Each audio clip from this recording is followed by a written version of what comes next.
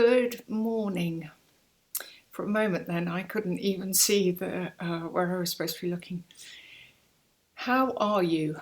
I've just been watching the news and we seem to be going into the next lockdown with some incredibly frightening, I don't even know what to call them, some incredibly frightening implications. One minister, and I'm not going to be naming any names because that's not the point of these videos, but one minister is saying, absolutely, you must report your fellow citizen if you believe they're doing the wrong thing. Then we're hearing about £10,000 fines. And then another minister says, no, we don't want to become a state where everyone's snitching on everyone else. So there's just an incredible amount that is so divisive.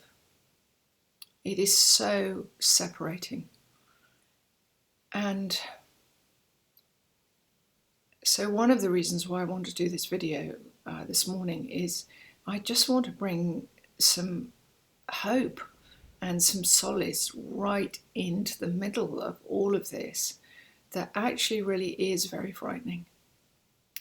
Now, the hope that I'm talking about is we're now going into the autumn season, and automatically when we're going to be looking at the trees all around us and nature is getting rid of what is now dying or dead.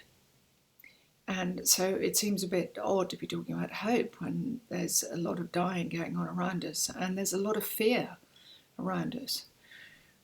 And yet, in many, many, many years of clinical practice, what I've discovered is that inside every single human being's spirit and essence that so far I've ever met, there really is a phenomenal level of harvest and abundance that even if it lies dormant, it actually is there.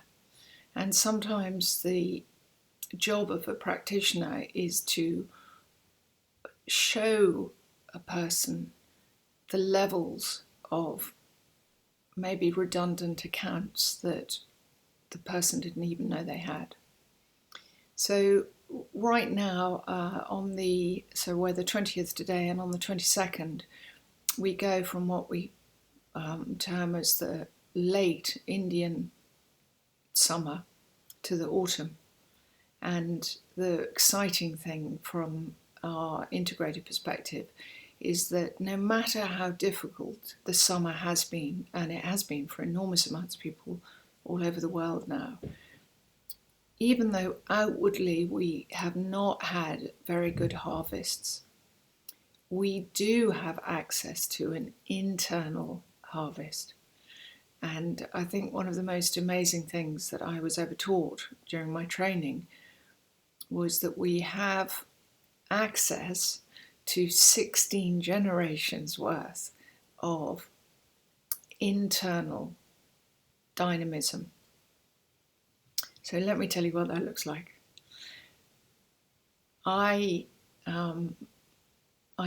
have the pleasure now of knowing myself really well. And I say pleasure because when I was growing up, I was taught by a lot of people how to be very good at, unfortunately, hating myself and thinking that I needed to be different from the person that I am. So I have the pleasure now of knowing myself and knowing myself so well that, for instance, because I have come from generations worth of people that have been hospitable and, like many of us, and given parties or suppers or lunches or breakfasts or welcomed people into their homes, I find it very, very easy to decide one moment that I'm going to have a whole lot of people around for drinks, let's say, and do tapas or whatever. Or if suddenly a friend says, can we have 16 people to supper? Can you help me? I'm not fazed by it. I actually get really excited. I don't even have to think about it. Now, I'm not sharing this example to show off. It is just one of the things that I can do even when I am deeply exhausted. And when I don't have an external harvest, it is oddly something that I can internally do. So in other words, I can give a party and I can suddenly have a harvest. Now, admittedly, that is not the best example because we are going into another lockdown and we certainly can't be giving parties.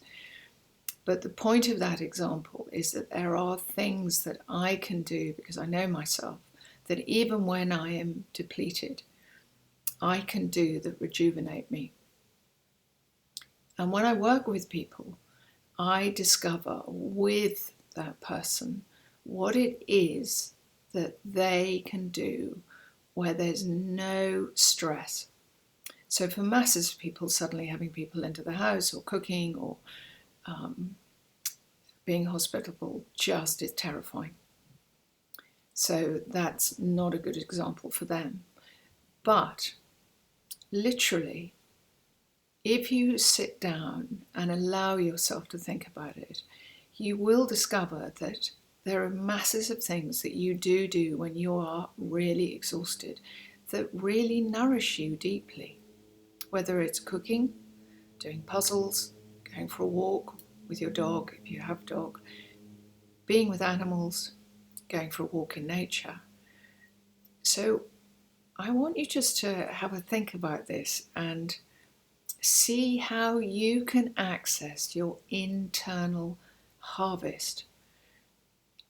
Because as you do that, hope is regenerated, even in the midst of now going into an autumn season that this year in particular for most of us around the world is going to be deeply, deeply harrowing. So how can we, with our own individual dynamic life force, counteract that? So that is my question for this video. How can we? And what I'm here to share with you is that all of us do have the capacity, even when we think we don't, to be reminded by maybe this video, by many other people out there that are sharing very, very inspiring, hopeful music or recordings or blogs or quizzes. We do have the capacity to be reminded that inside of us, without a dependence on the outside, inside of us, we really do have access to much more hope than we think. And one of the extraordinary, if I dare call it this, gifts that this terrible time is giving us is maybe the opportunity to access more of our own internal bank accounts. I really hope that gives you something to think about. I personally like being reminded that we really do have 16 generations worth of inheritance inside of us. And it's up to us to remind each other and start having conversations about what is it that ignites your generational worth of inheritance, and not maybe all the stuff that has been perhaps destructive in your life, but maybe the things that have been constructive. So I'm just going to kind of end with one thought. It's really interesting to me that so many people love looking up their ancestors and where they've come from. However, the thing that interests me the most about that is that we really can look backwards and go, gosh, my family moved to Australia, my family went to America, my family were potato growers. Maybe my family were involved in all sorts of things, but actually, why don't we access what was extraordinary and what was amazing and what was constructive about the stories from our ancestors? Can we access what was amazing about where we've come from, even if it was incredibly tough?